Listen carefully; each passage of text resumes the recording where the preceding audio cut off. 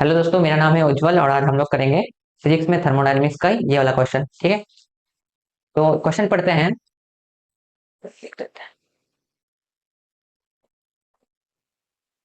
1 mole of rigid diatomic gas, 1 mole of rigid diatomic gas performs a work of Q upon 5 when heat Q is supplied to it. यानी कि heat दिया हुआ है Q, ठीक है, और 1 mole of rigid diatomic gas performs a work of work done. अच्छा, work done पूछा है। वर्क डन क्या पूछा है? Q अपॉन 5, यानी कि हीट के टर्म में दिया हुआ है। ठीक है, वर्क डन हीट के टर्म में दिया हुआ है। ठीक, the molar heat capacity of the gas during transformation is XR। R यहाँ पे यूनिवर्सल गैस कांस्टेंट है, upon 8 the value of X is dash. R is universal gas constant में दिया हुआ है। ठीक है, तो हम लोग सबसे पहले इंफॉर्मेशन यहाँ पे लिख लेते हैं। ठीक, इंफॉर्मेशन क्या क्या पूछ। 1 मोल,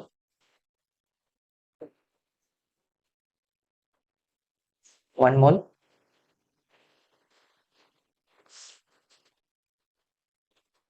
ठीक है। तो हम लोग को यहाँ पे मोलर स्पेसिफिक हीट या हीट कैपेसिटी,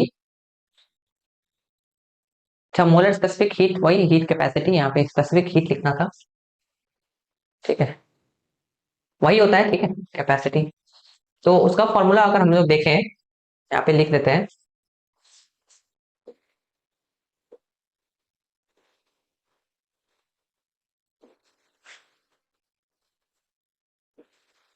स्पेसिफिक हीट, उसकी हम लोग सी से डिनोट करते हैं। ठीक है, मोलर स्पेसिफिक हीट को हम लोग सी से डिनोट करते हैं। तो क्या होता है? Delta Q upon N delta T. ठीक है, ये फॉर्मूला याद रखने वाला, बहुत ही इंपॉर्टेंट फॉर्मूला ये वाला। मोलर स्पेसिफिक हीट या मोलर हीट कैपेसिटी होता है सी, वो होता है delta Q upon N delta T. जहां पे डेल्टा क्यू है क्या है? Change in heat upon N number of moles into delta T, यानी कि चेंज इन टेम्परेचर। तो एन बराबर नंबर ऑफ मोल इतना दे दिया गया। ठीक है, अब हम लोग क्या क्या इन्फॉर्मेशन इससे निकाल सकते हैं? रिजिड डायटोमिक गैस, ठीक है, रिजिड डायटोमिक गैस दिया हुआ है। ठीक है, तो डिग्री ऑफ फ्रीडम क्या हो जाएगा? इसका डिग्री ऑफ फ्रीडम निकाल सकते हैं यहाँ पे। मोनोएटॉमिक गैस के लिए डिग्री ऑफ फ्रीडम, यानी कि जिसको एफ से डिनोट करते हैं, वो होता है 3। ठीक है, डायटोमिक के लिए होता है 5, 5, और ट्राइटोमिक के लिए होता है 6। ठीक है, मोल of rigid diatomic gas performs a work done. अच्छा, वर्क डन दिया हुआ है यहाँ पे। वर्क डन यहाँ पे क्यू के टर्म में दिया हुआ है। क्यू हीट है, देखिए दिया हुआ है when heat Q is supplied to it. इसका मतलब हीट क्या है? हीट क्या है? पॉजिटिव। तो यहाँ पे इसको क्यू अपॉन 5 लिख दिया। पूछा है कि molar heat capacity of the gas during transformation is X R upon 8 the value of X. अच्छा, तो एक्स हम लोग को निकालना है यहाँ पे। ठीक है, मोलर हीट कैपेसिटी हम लोग को एस एक्स आर अपॉन 8 के टर्म में लाना है। ठीक है, और एक्स का वैल्यू उससे कंपेयर करके निकाल देना है। ठीक है, तो यहाँ पे एक फॉर्मूला लगाते हैं थर्मोडायनेमिक्स का, फर्स्ट लॉ। क्या आता था भाई?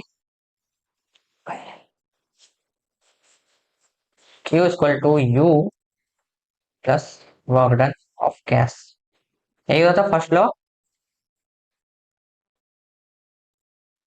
ठीक है, तो हम लोग को यहाँ पे, अच्छा, U आ गया एक्स्ट्रा।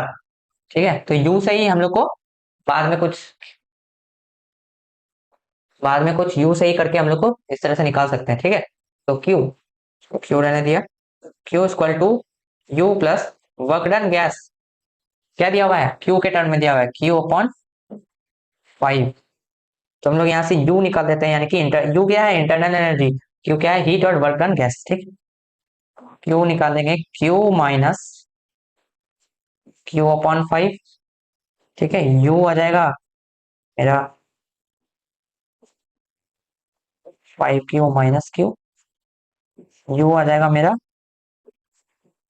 4Q upon 5।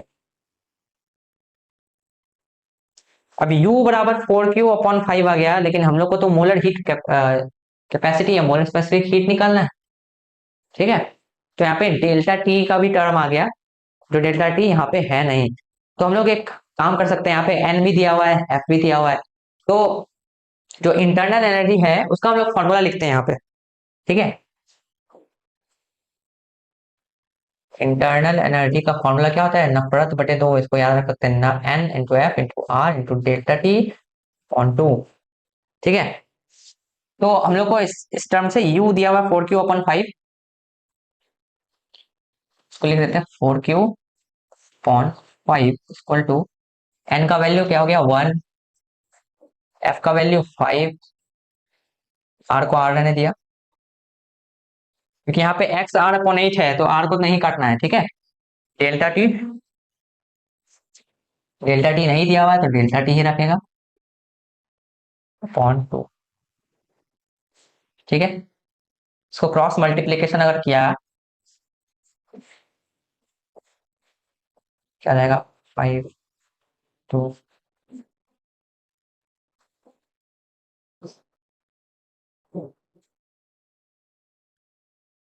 इसको n ही रहने देते हैं, ठीक है।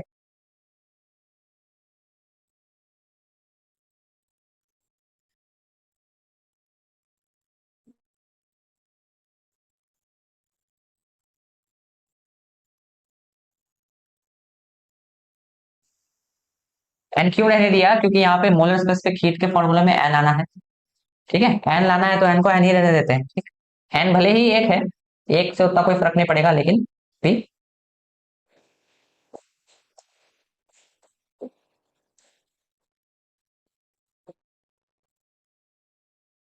क्या आ गया हम लोग का 8q = 25 n r t,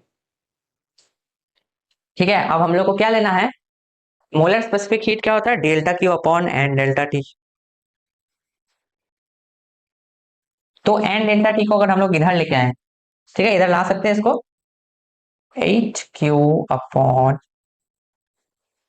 delta T, ठीक है।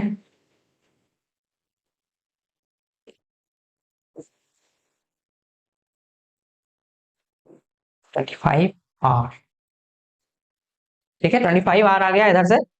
अब डेल्टा क्यू, ये तो डेल्टा क्यू है, ठीक है, ये डेल्टा क्यू है,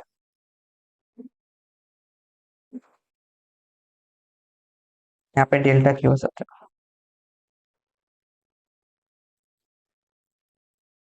हाँ डेल्टा क्यू, क्यू क्यू में से q/5 घटाया, 2q है, 2 हीट है, उसको 2 घटाएंगे अगर तो डेल्टा क्यू ही आ जाएगा, ठीक है, डेल्टा क्यू। तो यहाँ पे हम लोग मोलर स्पेसिफिक हीट हम लोग को दिया हुआ है, तो इसको अलग कर लेते हैं, ठीक है। 8 इंटू, इसको ऐसे लिख सकते हैं, 8q/n डेल्टा टी को इस तरह से लिख सकते हैं, delta q/n delta T 25 r, ठीक है, इसको ऐसे लिख सकते हैं, ठीक है। इस 8 को वहां लेके गए, delta q/n delta T equal to 8 इधर था उधर के, क्या रहेगा, भागा हो जाएगा 25/8 r, देखिए ये वाला क्या 25/8 r, ठीक है। तो यहाँ पे हैं, अब delta Q upon N delta T क्या होता है, मोलर स्पेसिफिक हीट होता है। मोलर स्पेसिफिक हीट या हीट कैपेसिटी हम लोग को दिया हुआ है क्या, XR/8, तो इसको लिख सकते हैं XR/8, XR/8 बराबर 25r/8, ये 8 कट गया, R कट गया, x हमारा आ गया 25, x का न्यूमेरिक वैल्यू आ गया हमारे पास 25, ठीक है, ये आंसर आ गया। तो इस तरह से ये जेई मेंस का क्वेश्चन हम लोगों ने इस तरह से फर्स्ट लॉ लगा के और यू का वैल्यू, इंटरनल एनर्जी का वैल्यू लगा के सॉल्व कर दिया, ठीक है। और यहाँ पे मोलर स्पेसिफिक हीट का फॉर्मूला याद रखने का आवश्यकता है, delta Q upon N delta T, ठीक है। इस तरह से ये वाला क्वेश्चन हमारा हो गया।